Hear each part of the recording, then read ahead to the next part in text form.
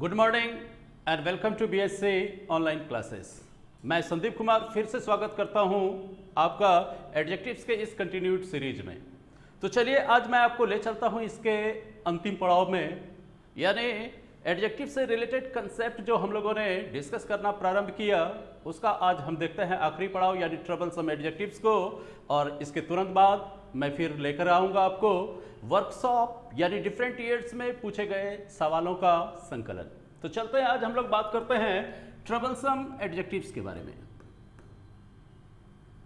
Troublesome adjectives, हमने इसका नाम दिया है ट्रबलसम एडजेक्टिव्स। ट्रबलसम एडजेक्टिव्स इसलिए क्योंकि अगर इन दो एडजेक्टिव्स के पेयर को जब आप देखेंगे, दोनों देखने में, सुनने में, साउंडिंग में या मीनिंग में आपको लगेगा कि दोनों एक जैसा ही तो है, लेकिन दोनों के यूसेज में क्या होगा, एक माइन्यूट डिफरेंस है। उस डिफरेंस को हमें जानना जरूरी है।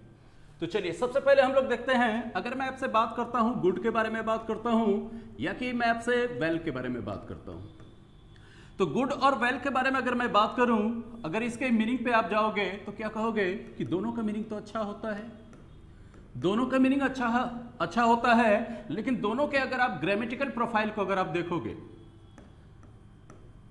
दोनों के अगर हम ग्रामेटिकल प्रोफाइल को देखें, ग्रामेटिकल प्रोफाइल को, तो आप क्या देखोगे कि गुड क्या है, सिर्फ आपके एडजेक्टिव्स हैं।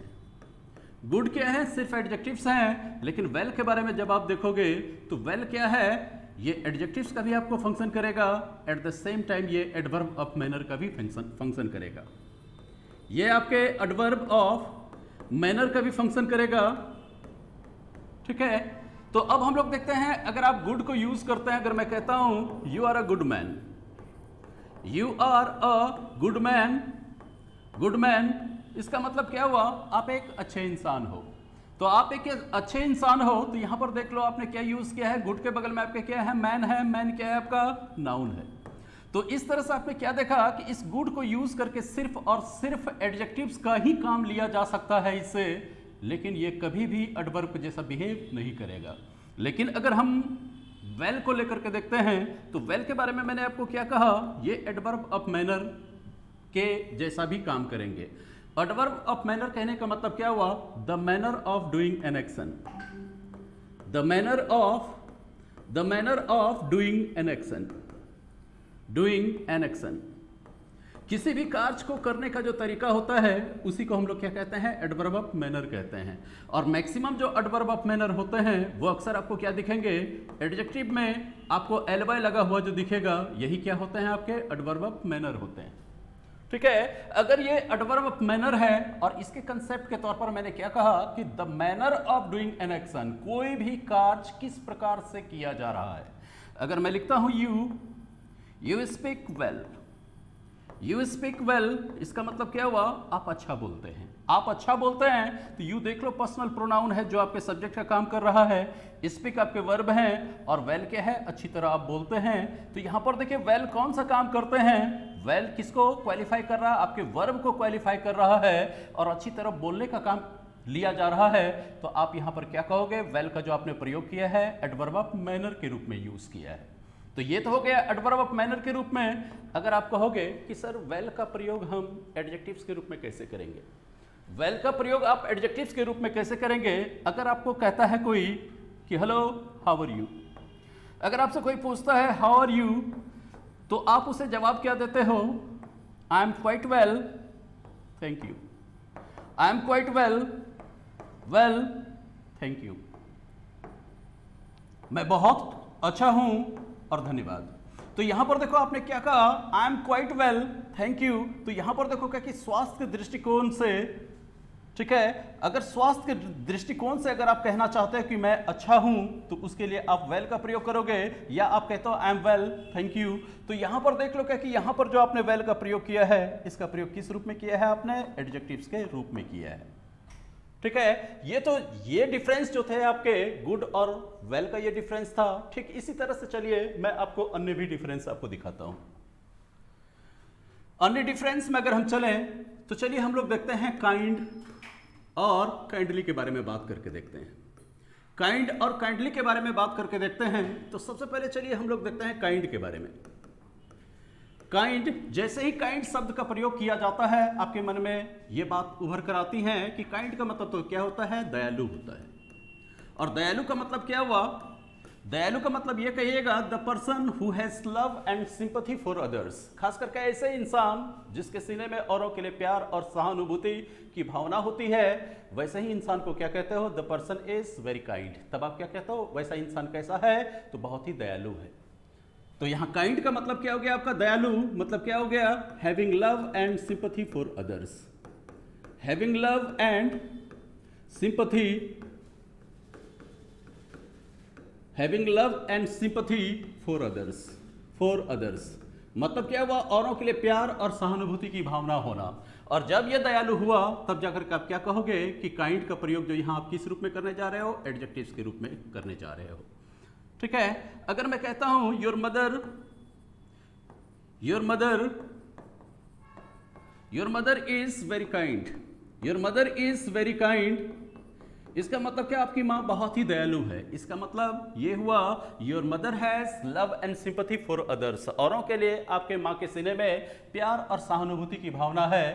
तो यहाँ पर आपने जो काइंड का यूज किया है, काइंड का यूज किस रूप में किया है, आपने एडजेक्टिव्स के रूप में किया है। ठीक है, काइंड को जब हमने एक बार एडजेक्टिव मान लिया, अब आप कहोगे कि sir in the very beginning what you told us about whenever we add ly to an adjective, adjective whenever we add ly to an adjective it becomes adverb of manner, ये क्या बन जाता है आपका, adverb of manner बन जाता है। जब आपका ये adverb of manner बन जाएगा तब आप क्या कहोगे कि सर जब आपने adjectives के तौर पर यूज कर ही लिया है तो चलो ना इसमें ly लगा करके adverb of manner का भी काम ले लिया जाए। जी बिल्कुल आप ले सकते हो। अगर मैं कहता हूं your mother, your mother, your mother treated me, your mother treated me very kindly, treated me very kindly, treated me very kindly, तो यहां पर आपने क्या कहा, आपकी मां ने मेरे साथ कैसा व्यवहार किया, बहुत ही क्या कहिएगा सहानुभूतिपूर्ण या बड़े ही प्यार से उसने मेरे साथ बर्ताव किया। तो यहां पर जो आप यूज कर रहे हो काइंडली, काइंडली का प्रयोग आपने किस रूप में किया है, एडवर्ब ऑफ मैनर के रूप में किया है, एडवर्ब ऑफ मैनर के रूप में किया है। तो अभी आप लोगों ने क्या देखा कि अगर काइंड को हम एडजेक्टिव मान लेते हैं, ठीक है भी, अगर काइंड को हमने एडजेक्टिव समझ करके इसको यूज करना चाहा तो इसमें क्या किया कि ly लगा करके एडवर्ब ऑफ मैनर के रूप में भी हमने यूज कर लिया। ठीक है, अब हम लोग इसको चलते हैं, फिर आगे लेकर चलते हैं। काइंड को जब हमने एडजेक्टिव माना तब, और दूसरा देखिए अगर मैं काइंड को नाउन मान के चलूं, अगर मैं काइंड को नाउन मान करके चलूं तो यहां पर देख लो कि काइंड में जब आप नाउन मानोगे तो इसका मतलब क्या हो जाएगा, टाइप। टाइप का मतलब क्या हुआ, टाइप कहो या तो आप सॉर्ट कहो, इसका मतलब क्या हुआ, प्रकार। प्रकार हिंदी में कहोगे या आप क्या कहोगे, किस्म। ठीक है, और जब आप इसे नाउन मानते हो तो काइंड को आप क्या मानोगे, काइंड को आप सिंगुलर नाउन के तौर पर रखोगे, और जब आपको जरूरत पड़ेगी प्लूरल में इसे कन्वर्ट करने की तो आप क्या बनाओगे, काइंड से आप काइंड्स बना लोगे। ठीक है, काइंड से बना लिया मैंने। अब अगर मैं कहता हूं what kinds of, what kinds of people, what kinds of people do you like, do you like। तो यहां पर देखो आपने सेंटेंस क्या लिखा कि किस तरह के लोगों को आप पसंद करते हैं। तो यहां पर जो आपने काइंड्स का प्रयोग किया है, ये काइंड्स क्या है, आपके प्लूरल नाउन के तौर पर आपने इसको यूज किया है, प्लूरल नाउन के तौर पर यूज किया है, जहां पर इसका मतलब क्या है, types. What types of people do you like, यहां पर आपने क्या देखा, अब यहां पर काइंड्स क्या है, आपके प्लूरल नाउन है। अब आप फिर कहेंगे कि सर जब आपने काइंड को आपने नाउन बना ही लिया तो आपने ये भी कहा था कि जैसे ही हम नाउन में हम ly लगाते हैं, ठीक है, अगर हम नाउन में ly लगाएंगे तो ये क्या बन जाएगा, हमारा एडजेक्टिव बन जाएगा। ठीक है, जैसे ही हम नाउन में ly लगाएंगे ये हमारा क्या बन जाएगा, एडजेक्टिव बन जाएगा। तो जैसे देख लीजिए, अगर मैं कहता हूं काइंडली मैनर, काइंडली मैनर, तो यहां पर देखो क्या कि मैनर क्या है, आपके नाउन है, और इससे पहले देख लो काइंडली को जो आपने यूज किया, ये काइंडली किसका काम कर रहा है, आपको एडजेक्टिव का काम कर रहा है। ठीक है, अगर जैसे देख लो, अगर मैं कहता हूं कि your mother your mother past me a kindly smile. Kindly smile इसका मतलब क्या हुआ, आपकी माँ ने जब मुझे देखा तो उसने कैसा स्माइल पास किया, she passed me a smile which was full of love and sympathy. इसका मतलब क्या हुआ, प्यार भरी मुस्कान उन्होंने मेरे तरफ जो कि पास किया। तो यहां पर देख लो काइंडली क्या है, नाउन मैल बाय लगाए हो और बगल में स्माइल आप नाउन को रखे हो, तो यही काइंडली यहां किसका काम कर रहा है, एडजेक्टिव का काम कर रहा है। तो इस तरह से आपने क्या देखा कि काइंड का प्रयोग हम दो तरीके से करेंगे, एक एडजेक्टिव्स के तौर पर भी करेंगे और एट द सेम टाइम हम क्या करेंगे, नाउन के जैसे भी हम इस्तेमाल करेंगे। चलो ये दो बातें हम लोगों ने देख ली। अब चलिए हम लोग देखते हैं इसी कड़ी में हम औरों को भी देखते हैं। अब देख लो, अब अगर हम बात करते हैं आपसे एल्डर के बारे में बात करें या कि मैं ओल्डर के बारे में बात करूं, या अगर मैं एल्डेस्ट के बारे में बात करूं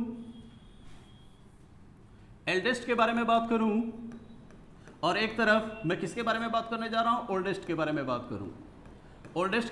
करूं, तो आप जो देखोगे कि सबसे ज्यादा बार एग्जाम्स में जो सवाल पूछा गया है इसी सेक्शन से आपका सवाल पूछा गया है। और इसमें सिर्फ इतना सा केयरफुल होने की आपको जरूरत है कि एल्डर का प्रयोग जब भी करोगे दोस्त, आप एल्डर का प्रयोग आप पॉजिटिव डिग्री में भी आप यूज कर लेते हो, इसी एल्डर का प्रयोग आप कंपैरेटिव डिग्री में भी यूज करते हो, लेकिन ध्यान बस इतना सा देना है कि एल्डर को यूज करते हुए जब आप कंपेयर करने जाओगे तो इसके साथ आप देन का प्रयोग नहीं करोगे, बल्कि इसके साथ प्रीपोजिशन टू का इस्तेमाल करोगे आप, ठीक है। और इसी का अगर सुपरलेटिव डिग्री अगर लोगे आप तो क्या यूज करोगे, एल्डेस्ट,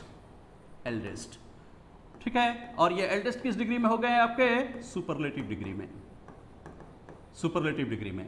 चलिए अगर मैं लिखता हूं सी इज माई एल्डर सिस्टर, इसका मतलब क्या हुआ, वो मेरी बड़ी बहन है।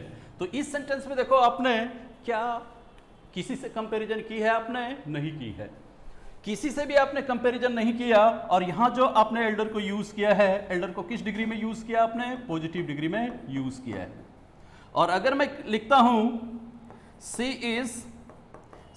इज एल्डर देन यू, वो आपसे बड़ी है, ठीक है, वो आपसे बड़ी है। तो यहां पर देखो क्या एल्डर को यूज किया है आपने कंपैरेटिव डिग्री में। और ऊपर ही मैं आपको कह चुका हूं कि एल्डर का प्रयोग जब कभी भी करना आप कंपैरेटिव डिग्री में तो इसके साथ देन मत लगाना। तो फिर यहां देखो देन जो आपने लगाया है, ये देन आपका क्या है, गलत है। तो इसके लिए क्या करोगे आप, सी इज एल्डर टू यू, वो आपसे बड़ी है, ठीक है। अगर मैं लिखता हूं Mohan is the eldest son of the family, इसका मतलब क्या हुआ, मोहन जो है परिवार का सबसे बड़ा बेटा है। इसका मतलब क्या हुआ, परिवार में और भी बेटे हैं, लेकिन उनमें से सबसे बड़ा बेटा कौन सा है, तो मोहन है। तो यहां पर देख लो क्या क्या आपने सुपरलेटिव डिग्री में इसे यूज किया। लेकिन एग्जाम्स में जो आपको पूछा जाएगा, सिर्फ कंपैरेटिव डिग्री को यूज करके आपसे सवाल पूछे जाते हैं। और एल्डर के बगल में क्या करेगा, ये प्रीपोजिशन टू की बजाय अगर आपको ये देन दे देता है तो आपको समझ जाना चाहिए कि error has crept into this part of the sentence. आपको उसी पार्ट को क्या करना चाहिए, एरर आपको टिक आउट करना चाहिए, ठीक है। ये तो बात हो गई एल्डर की। अब हम लोग बात करते हैं एल्डर में एक चीज और देखोगे कि एल्डर का मतलब बड़ा होता है, लेकिन कैसा बड़ा, खास करके फैमिली रिलेशन यानी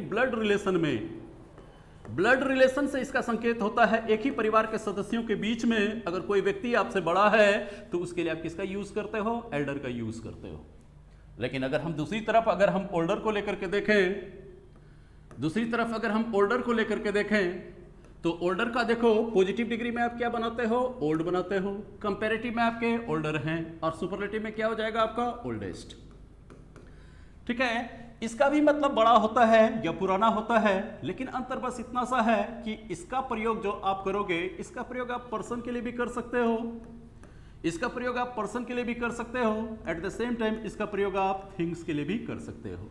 लेकिन एल्डर का प्रयोग सिर्फ पर्सन के लिए ही कर सकते हो, लेकिन थिंग्स के लिए इसका प्रयोग आप नहीं कर सकते हो। एल्डर का प्रयोग ओनली आप पर्सन के लिए कर सकते हो, लेकिन आप जो सोचोगे कि थिंग्स के लिए भी मैं इसका प्रयोग करूं, तो थिंग्स के लिए आप इसका प्रयोग नहीं करोगे। ठीक है। और यहां पर जो मैंने लिखा कि एल्डर का प्रयोग पर्सन के लिए करेंगे, तो एक ही परिवार के सदस्यों के बीच में जो बड़ा होगा, यानी सदस्यों के बीच में जो ब्लड रिलेशन वाली बात होगी, उनमें से जो बड़ा होगा उसके लिए आप क्या करना कि एल्डर और एल्डेस्ट का प्रयोग करना। लेकिन अगर हम ओल्ड के बारे में बात करते हैं, अगर मैं लिखता हूं you are an old man, you are an old man, इसका मतलब क्या, आप एक बूढ़े व्यक्ति हो। तो यहां पर देख लो किसी तरह का कोई कंपैरिजन नहीं है। अगर मैं लिखता हूं Mohan is older than my servant, मतलब क्या हुआ कि यहां पर देख लो मोहन जो है वो किससे बड़ा है, मेरे नौकर से बड़ा है। तो यहां पर देख लो ओल्डर का जो प्रयोग आपने किया, तो ये किस डिग्री में है आपका, कंपैरेटिव डिग्री में। एल्डर अपने साथ प्रीपोजिशन टू लेता है, लेकिन ओल्डर अपने साथ क्या लेगा, देन का प्रयोग करता है, और ये बिल्कुल क्या है आपका, सही है। ठीक है। अगर मैं लिखता हूं mister Mahesh is the oldest man of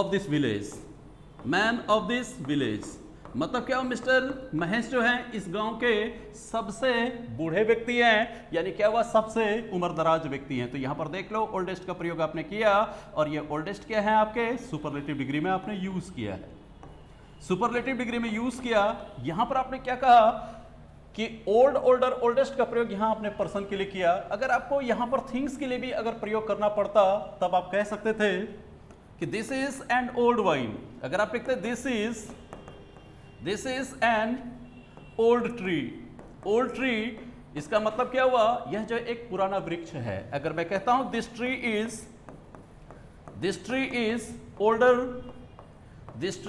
older than that, तो यहां इसका मीनिंग क्या हुआ, ये वृक्ष उस वृक्ष से पुराना है। अगर मैं लिखता हूं this is the oldest tree of the village, अगर मैं लिखता हूं this is the oldest tree of this village, यह इस गांव का सबसे पुराना वृक्ष है। तो आपने क्या देखा, ओल्ड का प्रयोग, ओल्ड, ओल्डर और ओल्डेस्ट, इसका प्रयोग आप पर्सन के लिए भी कर सकते हो, थिंग्स के लिए भी कर सकते हो, लेकिन ब्लड रिलेशन वालों में इसका प्रयोग आप नहीं करोगे। और एग्जाम्स में जो बस इतनी ही सी बात का ध्यान रखना, आप कंपैरेटिव डिग्री में ही इसको यूज करके आपसे सवाल पूछे जाएंगे, बस इतना सा ध्यान रखना है हमें। अगर एल्डर का प्रयोग हुआ है तो प्रीपोजिशन टू को हमें अप्लाई करना है। अगर ओल्डर का प्रयोग करके कंपैरिजन हुआ है तो हम किसका प्रयोग करेंगे, देन का प्रयोग करेंगे। और वो अक्सर एग्जाम में क्या करेंगे, इन दोनों के बीच आपको क्या करेंगे, मिसमैच करा देंगे। जहां एल्डर के लिए टू का प्रयोग होता है, ये देन का प्रयोग करके आपको प्रॉब्लम्स देंगे। जहां ओल्डर के लिए देन का प्रयोग होता है, तो ये क्या करेंगे, टू का प्रयोग करके ये आपको प्रॉब्लम्स देंगे, ताकि आपसे आसानी से गलती करवा सके। चलो, ये बात भी हम लोगों ने देख ली। अब चलते हैं आगे, बात करते हैं हम लोग, आगे बढ़ते हैं हम लोग। अगर हम कहते हैं वर्बल, और एक तरफ लिखते हैं ओरल, ठीक है, वर्बल और ओरल। तो वर्बल का मतलब क्या होता है, रिटेन। वर्बल का मतलब क्या हुआ आपका, रिटेन। और ओरल का मतलब क्या हो गया आपका, नॉट रिटेन। और जब आप आपस में बात करते हो तो आप क्या कहते हो, वर्बल एग्जामिनेशन होगा या कि ओरल एग्जामिनेशन होगा। ओरल एग्जामिनेशन का मतलब क्या हो गया कि ये रखिए क्या, कि जिसको आप कहते थे कि वाइवा मुझे अपियर होना, यानी क्या हुआ कि I have to appear in an interview, मुझे क्या करना है, साक्षात्कार में भाग लेना है। जब आप साक्षात्कार में भाग लेते हो तो वहां पर क्या होता है कि सिंपली वो आपसे सवाल करते हैं और जुबान के माध्यम से ही आप क्या करते हो, उसको आंसर करते हो। लेकिन whereas in some examinations, वहां पर क्या होता है, आपको प्रश्न आपके सामने होते हैं जिसका आंसर आपको लिख करके देना पड़ता है। तो वो क्या हो गया आपका, जो आपको लिखना पड़ता है। अगर आप कहते हैं रिटन एग्जामिनेशन, रिटन एग्जाम, इसका मतलब क्या, वो लिखित, इसको आप क्या कहोगे, लिखित परीक्षा, इसको हम कह सकते हैं लिखित परीक्षा। और ये क्या हो गया आपका, मौखिक परीक्षा। ये हो गया आपका मौखिक परीक्षा, ठीक है। और एक साथ ही साथ एक चीज और भी देख लो, ओरल एग्जामिनेशन का मतलब मौखिक परीक्षा तो हुआ ही हुआ। अगर मान लीजिए कि आपके दांतों में सड़न हो, अगर आप डेंटिस्ट के पास जाते हो तो वो क्या कहेगा, बेटा मुंह खोलो। तो जब आप मुंह खोलेंगे तो वो क्या करेंगे, आपका ओरल एग्जामिन करेंगे, ओरली आपके मुंह को एग्जामिन करेंगे और ये पता लगाने की कोशिश करेंगे कि क्या किसी तरह का कोई इन्फेक्शन तो नहीं है इसके मुंह में। मतलब क्या मुख की जो परीक्षा ली जाएगी आपको, वो अपने इंस्ट्रूमेंट के माध्यम से जो वो पता लगाएंगे कि किसी भी प्रकार का इन्फेक्शन तो नहीं है। ये भी आपका क्या है, आपका ओरल एग्जामिनेशन ही है। और दूसरा ओरल एग्जामिनेशन क्या हो गया कि whenever you are facing an interview, जब आप इंटरव्यू का फेस कर रहे होते हो, वहां पर जो आप आंसर करते हो जुबान से, वो भी क्या है, आपका ओरल एग्जामिनेशन ही है। ठीक है, तो यहां पर देखो आपका क्या है कि वर्बल मतलब क्या हुआ, रिटेन, और इसके बाद ओरल का मतलब क्या हुआ, नॉट रिटेन। अगर मैं यहां पर लिखता हूं आई committed N oral mistake while writing the exams, यहां पर मैंने क्या लिखा कि परीक्षा लिखने के क्रम में मेरे से कैसी गलती हो गई, ओरल मिस्टेक हो गई। तो बताइए आप ये जो कि यहां ओरल मिस्टेक करेंगे या वर्बल मिस्टेक करेंगे आप, तो ये आपका गलत हो गया। इसके बदले आपको क्या यूज करना चाहिए था, आपको यहां ओरल मिस्टेक नहीं यूज करके हम क्या यूज करते हैं, वर्बल मिस्टेक, या नहीं तो आप क्या यूज करते हैं, आप यहां एन के बदले क्या यूज कर लो, ए यूज कर लो, क्योंकि यहां पर जब वर्बल आएगा तो उसके उच्चारण के हिसाब से क्या करोगे, आर्टिकल्स में भी चेंजेस करोगे। तो आप क्या लिखोगे, I committed a verbal mistake और error while writing the exams, परीक्षा में लिखने के क्रम में मेरे से जो है लिखित तौर पर मेरे से गलती हो गई। हो सकता है आपसे स्पेलिंग मिस्टेक हो गया, या कंटेक्स्ट में किसी और शब्द का प्रयोग किया जाना था लेकिन आपने गलती से किसी और शब्द का प्रयोग कर लिया। तो ये मिस्टेक जो आपका हुआ, ये ओरल मिस्टेक नहीं था, बल्कि ये कैसा मिस्टेक था, आपका वर्बल मिस्टेक था। ठीक है, अगर हम कहते हैं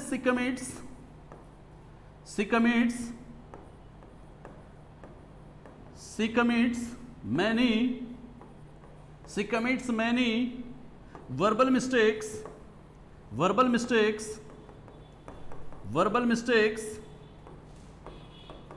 while speaking। अब यहां पर देखो क्या हुआ कि सेंटेंस आप क्या कहना चाह रहे हो कि बोलने के क्रम में वो ढेर सारी गलतियां कर जाती है। तो जुबान से यानी बोलने के क्रम में जो गलतियां करेंगी, तो ये लिखित गलती तो नहीं होगी, बल्कि क्या होगी, मौखिक तौर पर होने वाली गलती है। तो यहां पर आप क्या करोगे कि यहां जो आपने वर्बल का प्रयोग किए हो, तो यहां पर वर्बल हटा करके इस जगह पर आप क्या प्लेस करोगे कि शी कमिट्स मैनी ओरल, यहां पर क्या करोगे, ओरल मिस्टेक्स व्हाइल स्पीकिंग। तो फिर क्या हो जाएगा, आपका स्टेटमेंट्स करेक्ट हो जाएगा। ये तो दोनों के बीच का जो बारीक डिफरेंस था दोस्त, इन चीजों को हमने देखा। लेकिन अगर आप अप्रोच देखोगे मॉडर्न इंग्लिश ग्रामर का, अगर आप मॉडर्न इंग्लिश ग्रामर का अप्रोच देखोगे, मॉडर्न इंग्लिश ग्रामर का, तो उनका यह कथन है कि किसी के बदले किसी को यूज कर लो, कोई डिफरेंस नहीं है। उसका यह कहना है देयर लाइज नो डिफरेंस, उनका यह कहना है कि दोनों के यूसेज में कोई अंतर नहीं है, किसी के बदले किसी का प्रयोग कर सकते हो।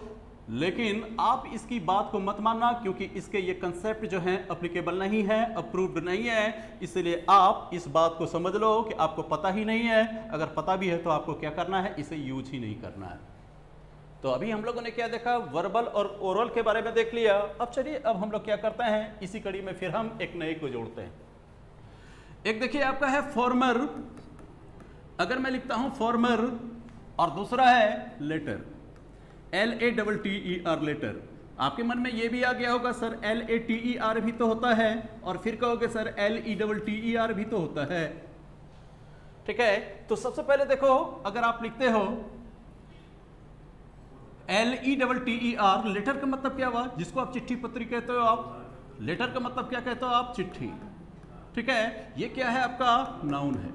ठीक है, लेटर जब सिंगुलर नंबर में है तो आप ये यूज करते हो, जब इसे आपको प्लूरल बनाना होता है तो आप क्या यूज करते हो, लेटर्स। ठीक है, अगर मैं एक सेंटेंस लिखता हूं, I have written you a letter, मैंने आपको एक खत लिखा है, चलो लिख दिया आपने। अगर मैं कहता हूं she has sent me many letters, देखो उसने मुझे कई खत भेजे हैं। तो यहां पर देख लो क्या हुआ, यहां अ लेटर सिंगुलर नंबर में यूज किया आपने, सिंगुलर नाउन के तौर पर, और यहां पर आपने किस रूप में यूज कर लिया, प्लूरल नाउन के तौर पर आपने इस लेटर्स को इस्तेमाल कर लिया। तो इस लेटर के बारे में तो आप सबों को मालूम है ही है। अब इसके बाद देखो, अगर हम बात करते हैं LATER के बारे में अगर हम बात करें, तो लेटर का प्रयोग जो होता है ये टाइम के प्रोस्पेक्टिव हम बात करते हैं, टाइम के कंटेक्स्ट में हम बात करते हैं, टाइम के कंटेक्स्ट में बात करते हैं। और यहां लेटर का मतलब क्या होता है? के बाद, के बाद। अगर मैं कहता हूं you came later than I, इसका मतलब क्या हुआ? मेरे आने के बाद आप आए। तो मतलब क्या हुआ? ये टाइम के सापेक्ष बात होता है। और यहां पर देख लो, लेटर का प्रयोग किया आपने और इसके साथ जो कि आपने क्या किया, देन का प्रयोग किया आपने। ये कंपैरेटिव डिग्री के एडजेक्टिव के तौर पर आपने इस्तेमाल कर लिया। चलो, ये बात भी हमारी हो गई। LETERS, इसके बाद देखो LATER भी हो गया। अब हम लोग बात करते हैं फॉर्मर और लेटर की। अब अगर हम बात करते हैं फॉर्मर और लेटर की, तो ये देखो क्या कि फॉर्मर का मतलब क्या होता है? फॉर्मर का मतलब पूर्व भी होता है। जैसे आप बोलते हो फॉर्मर प्राइम मिनिस्टर, अगर आप लिखते हो फॉर्मर प्राइम मिनिस्टर, इसका मतलब क्या हुआ? पूर्व प्रधानमंत्री। एक तो मीनिंग ये होता है, इस अर्थ में भी आप इसे यूज कर लेते हो, लेकिन फॉर्मर और लेटर एक और भी संदर्भ में यूज करते हो। ये देख लो, आप लिखा मैंने फॉर्मर और दूसरा क्या लिखा मैंने? Letter, LATER, later. देखो, अगर हम यहां बात कर रहे हैं फॉर्मर के बारे में और लेटर के बारे में, तो दिमाग में इस चीज को हमेशा बैठाना, यहां पर जो यूज किया जा रहा है ऑर्डिनल्स के रूप में यूज किया जा रहा है। ऑर्डिनल्स का मतलब क्या हुआ? एक क्रमवाचक विशेषण के तौर पर आप इसे सेंटेंस में यूज करने जा रहे हो। ठीक है, तो फॉर्मर और लेटर, इसके बारे में इन कंसेप्ट आप क्या कहोगे? When two entities, two individuals have been mentioned in the sentence for the first time, and again you want to add some information about both the nouns, you have to use former or later. Former for the first noun and later for the second noun, so that there may not be repetition of both the words. तो क्या करोगे कि अगर sentence में पहली बार अगर दो व्यक्ति के बारे में चर्चा हुई है और पुनः उन्हीं दोनों व्यक्तियों के बारे में अगले सेंटेंस में भी आप इंफॉर्मेशन ऐड करने जा रहे हो, तो पहला वाला नाउन फिर से जो है कि वो रिपीटेशन ना हो जाए उसका और सेंटेंस की खूबसूरती ना घट जाए, उस रिपीटेशन को रोकने के लिए भी पहले वाले के बदले में आप क्या करोगे? द फॉर्मर का प्रयोग करोगे आप, और दूसरे वाले के बदले में आप किसका प्रयोग करोगे? द लेटर का प्रयोग करोगे। अगर मैं लिखता हूं रोहन एंड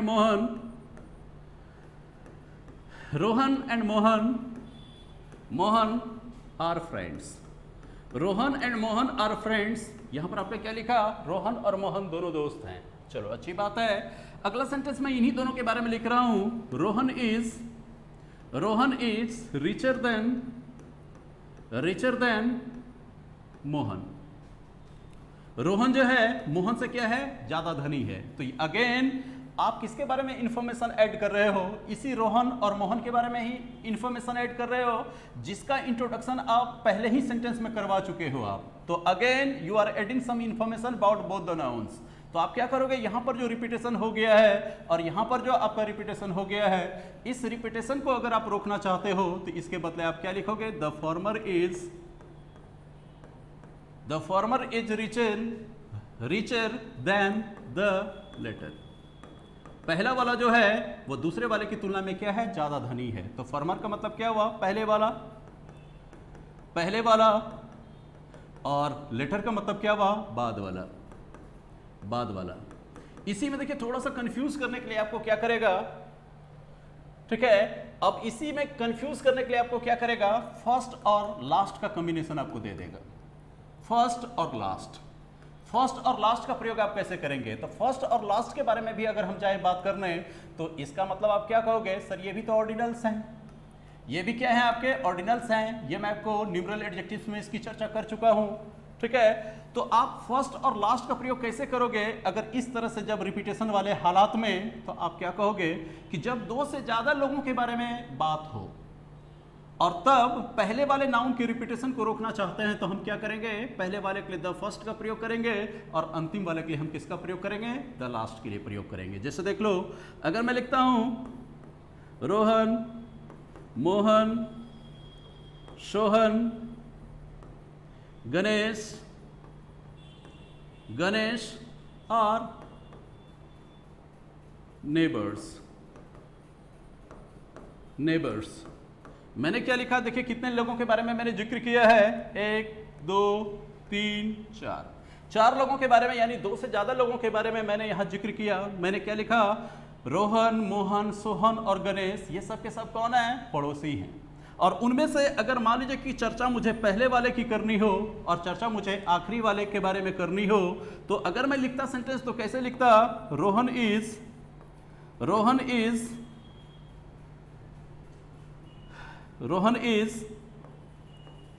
मोर हेल्पफुल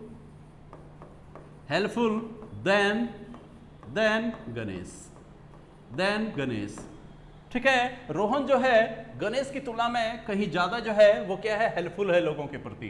तो अब आप कहोगे कि सर यहाँ रोहन की चर्चा तो पहले ही हो चुकी है और गणेश की चर्चा पहले वाले सेंटेंस में भी ऑलरेडी हो चुकी है, फिर से आप रोहन और गणेश के बारे में जिक्र करते हो तो इसका मतलब क्या, वो रिपीटेशन हुआ। इस रिपीटेशन को रोकना है तो आप क्या करोगे, इस रोहन को यहां से रिप्लेस करो, और रिप्लेस करो तो किस चीज से रिप्लेस करो, पहले वाले के बदले में आप क्या लिखोगे, द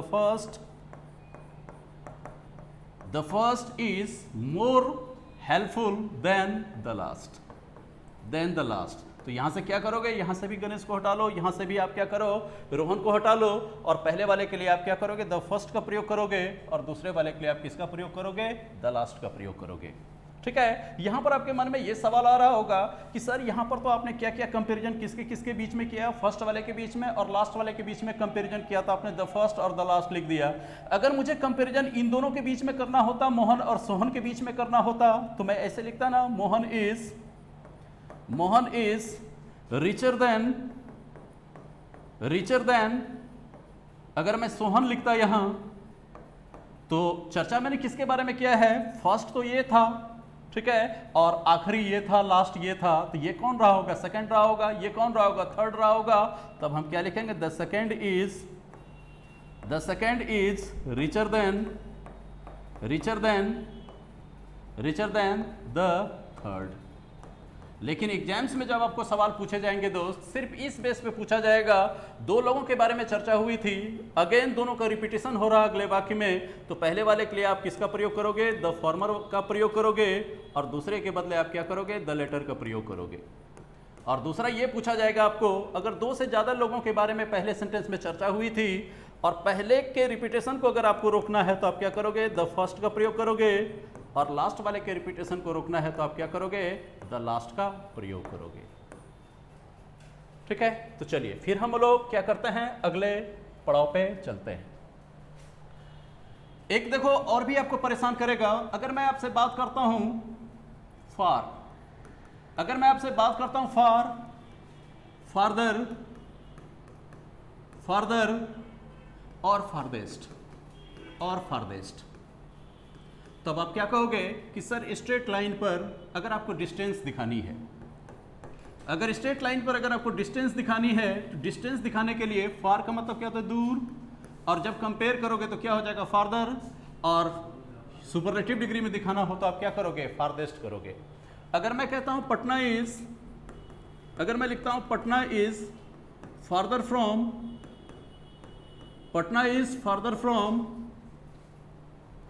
फ्रॉम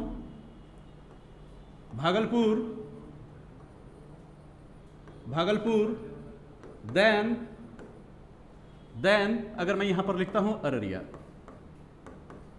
ठीक है, तो यहां पर देख लो क्या हुआ कि ये डिस्टेंस के बारे में बात कर रहा हूं। अगर मान लो कि मैं यहां पर खड़ा हूं, अररिया में हूं, अररिया से अगर मैं पटना की तरफ अगर मैं देखता हूं तो पटना मुझे ज्यादा दूर दिखेगा भागलपुर की तुलना में, क्योंकि अगर यहां से जाओगे तो एक क्या कहोगे, एक शॉर्टर डिस्टेंस पे आपका भागलपुर आएगा और एक लॉन्गर डिस्टेंस पे कौन आएगा, आपका पटना आएगा।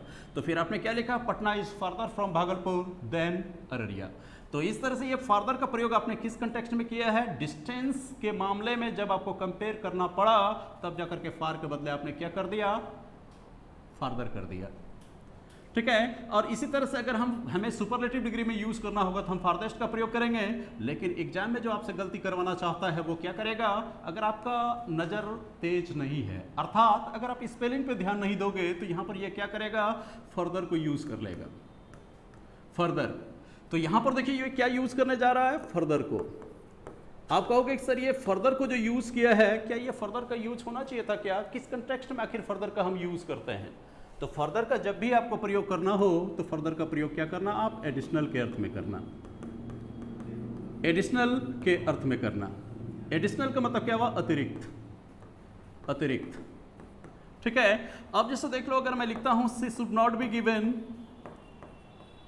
She should not be given, not be given, given further punishment, further punishment, she should not be given further punishment. इसका मतलब क्या हुआ, उसे अब और सजा नहीं दी जानी चाहिए। मान लो कि कोई एक लड़की है जो क्लास में देर से आई है, देर से आई है, तो मैंने उसे क्या कहा कि for 5 minutes you have to be stand up, 5 minute तक आप खड़ी रह करके आप पढ़िएगा, इसके बाद ही आप अपना स्थान ग्रहण कर सकती हैं। तो 5 मिनट तक वो खड़ी रही, इसके बाद फिर मैंने क्या कहा कि चलो आपको क्या करना है, पूरे क्लासरूम को आपको झाड़ू भी लगाना है।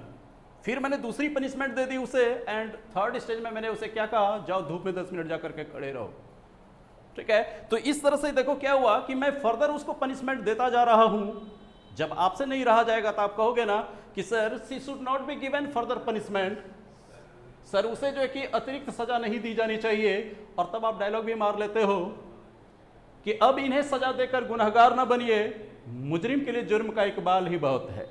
तो यहां पर देख लो क्या क्या कि actually she came late to the classroom and she said to you sorry, and even then you are giving her punishment, and punishment it means what, you are giving her further punishment। तो यहां पर जो आपने use किया further, तो यहां किस case में यूज किया है आपने, एडिशनल के अर्थ में यूज किया है, एडिशनल के केस में यूज किया है। चलो एक और देखते हैं।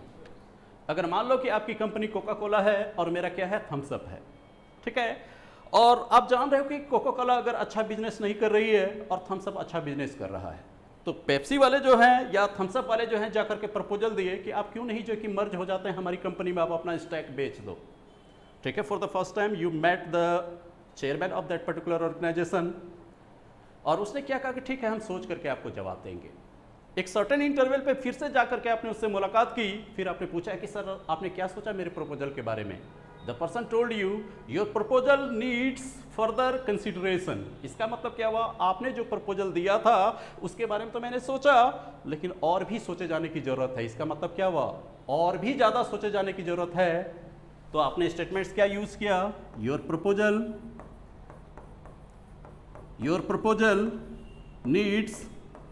नीड्स फर्दर कंसिडरेशन,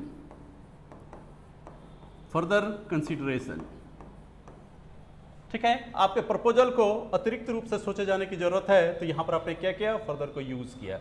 लेकिन अगर हम मॉडर्न इंग्लिश ग्रामर का कंटेक्स्ट अगर हम देखें, मॉडर्न इंग्लिश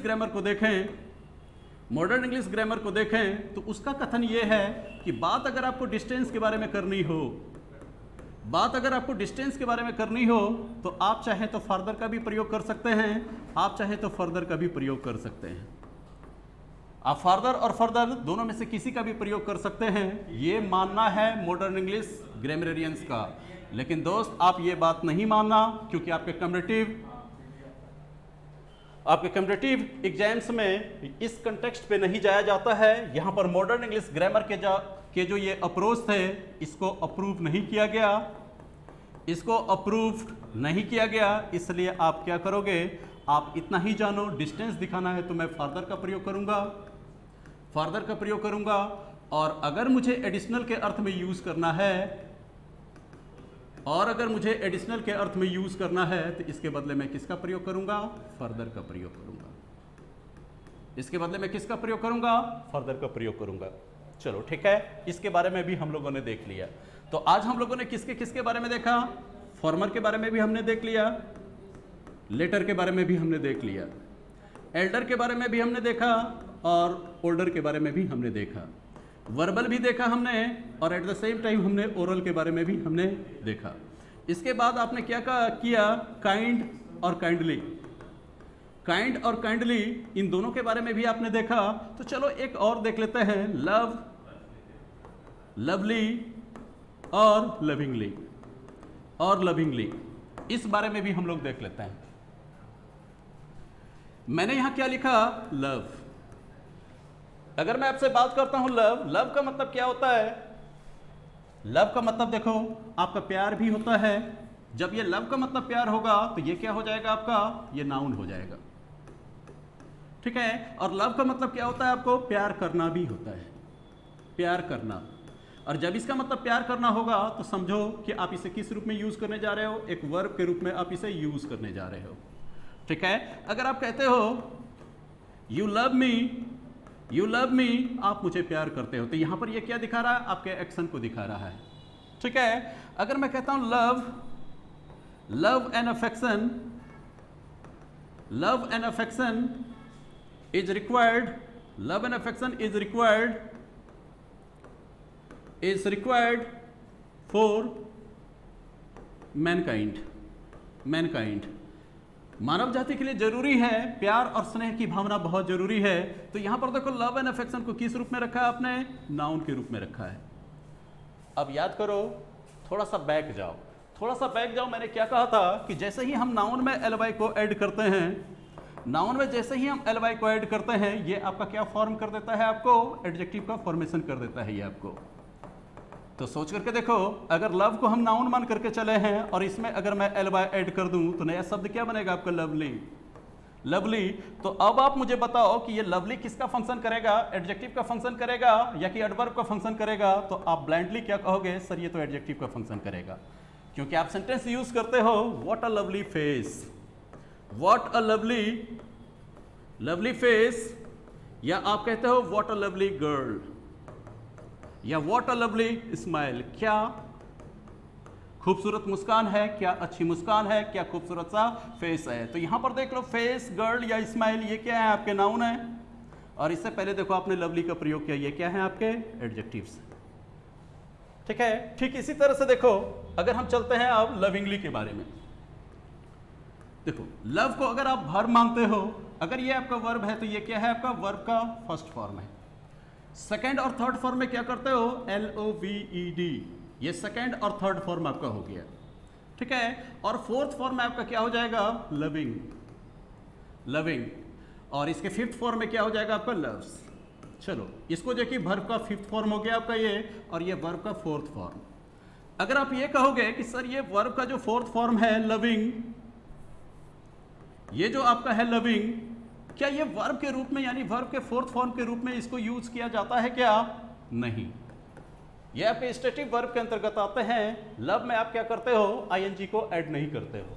अगर आप कहना चाहोगे मैं तुमसे प्यार करता हूं तब भी आप आई लव यू ही लिखोगे, और मैं तुमसे प्यार कर रहा हूं तब भी आप आई लव यू ही लिखोगे, ठीक है, क्योंकि ऐसे वर्ब अपने साथ ING को ऐड नहीं करते हैं। लेकिन आप तुरंत कहे बैठोगे सर जैसे ही मैं मैकडी में जाता हूं वहां पर तो टैगलाइन लिखा हुआ आई एम लविंग इट, ठीक है, आई एम लविंग इट लिखा हुआ है, तो वो समझो क्या है आपका, जो कि वो टीजर के तौर पर वो इस्तेमाल करता है। टीजर के तौर पर क्या इस्तेमाल करता है, कई बार क्या देखोगे कि आप मार्केट में घूम रहे हो, आपको होर्डिंग्स में देखने को मिलेगा, होर्डिंग्स में देखने को मिलेगा learn, learn.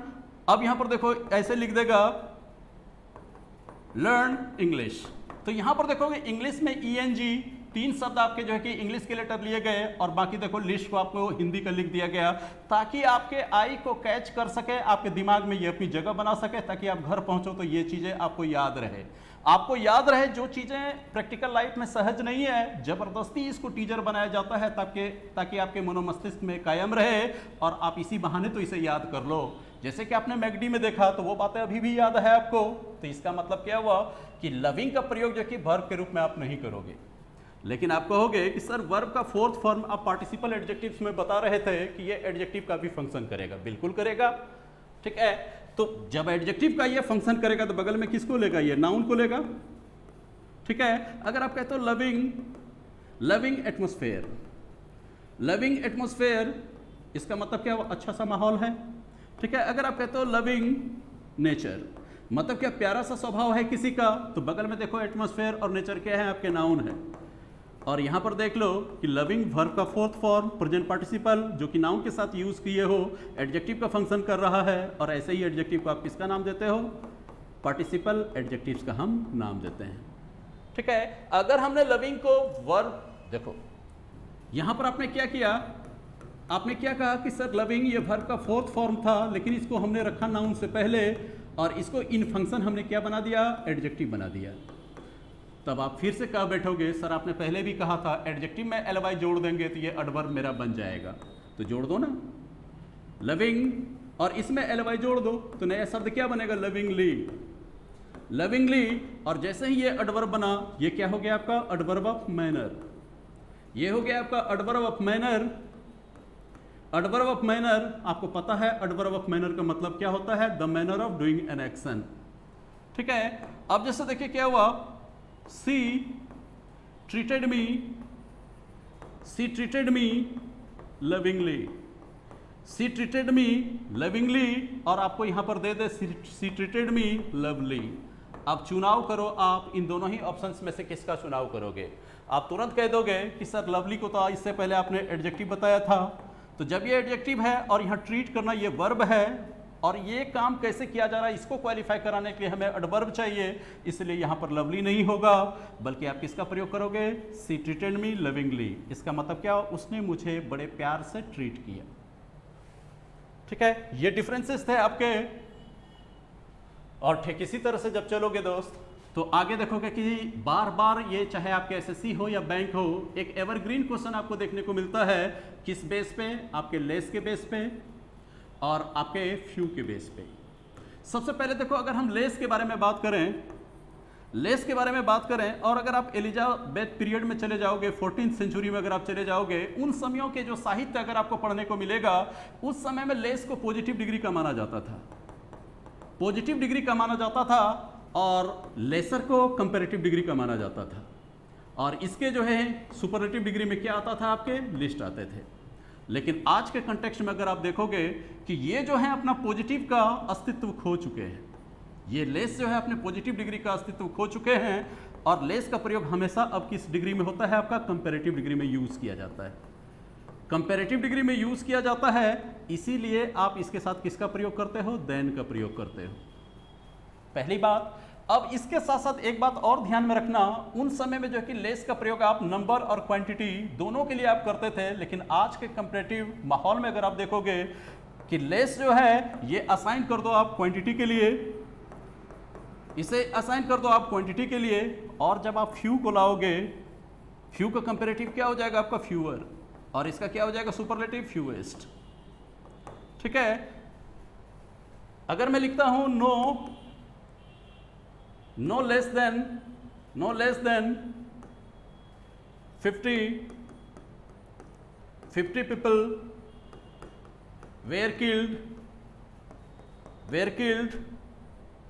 in the stampede।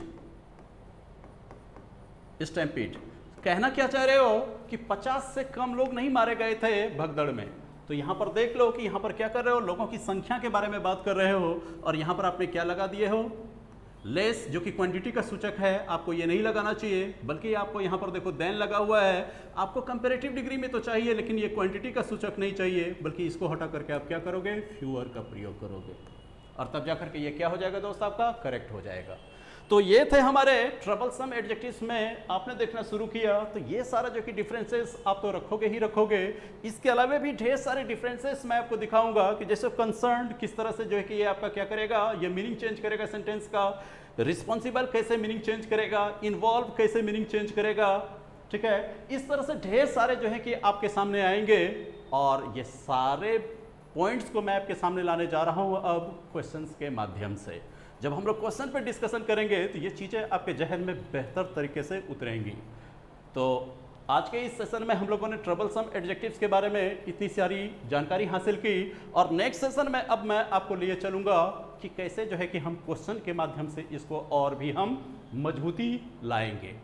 तो इस सेशन में आप देखोगे दोस्त, अगले वाले आने वाली कड़ी में मैं आपको 3 वर्कशॉप लेकर के आ रहा हूँ। एक आपका कंसेप्ट बिल्डिंग के लिए, दूसरा कंसेप्ट बिल्डिंग के लिए आएगा तो देखोगे सेंटेंस इंप्रूवमेंट में कैसे इंप्रूव करोगे, दूसरा कंसेप्ट बिल्डिंग एरर के दृष्टिकोण से, और तीसरा जो वर्कशॉप मैं आपके लिए लाने जा रहा हूँ, in recent examination what kind of questions have been asked. चलिए मिलते हैं अगले सेशन में। Till then good night and good bye.